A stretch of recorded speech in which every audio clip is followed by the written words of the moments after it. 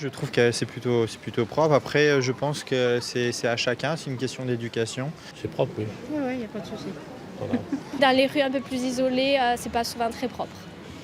Ça va, c'est aussi propre que dans n'importe quelle ville. Pas spécialement plus propre ou moins propre. À les écouter, Toulouse est une ville plutôt propre. Il faut dire que la mairie a mis le paquet. Dans le centre-ville, 10 agents civils arpentent les rues à la recherche du moindre encombrant.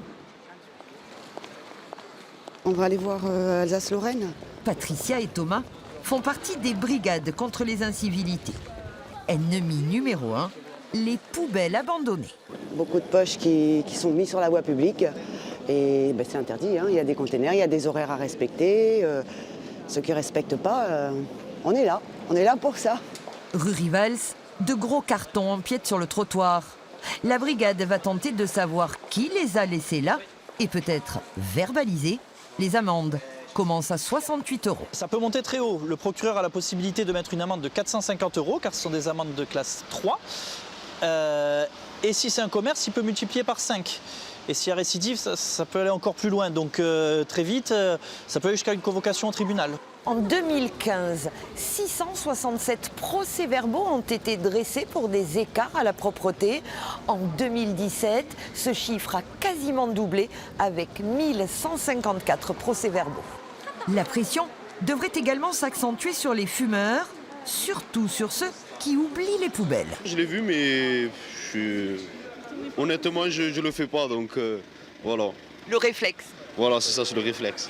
Les poubelles cendriers comme celle-là se multiplient, mais il faut maintenant responsabiliser les Toulousains. Il y a un moment aussi, il faut durcir un peu le ton et expliquer que si on veut tous une ville plus propre, une ville plus belle, il faudra sévir et cesser un certain nombre de comportements. La propreté, c'est donc l'affaire de tous. Les 780 agents de nettoyage de la métropole ne suffiront pas si nous n'appliquons pas quelques règles élémentaires du vivre ensemble. Notre qualité de vie en dépend, même les commerçants apprécient. C'est vrai que depuis quelques années, des efforts ont été faits au niveau des rues. La propreté est au rendez-vous depuis quelques temps déjà. C'est plus accueillant d'une part pour les clients et même pour nous, c'est beaucoup plus agréable aussi de travailler dans des conditions propres. Chaque année, la métropole dépense 30 millions d'euros pour la propreté. Pour réduire ce coût, la participation de chacun est essentielle.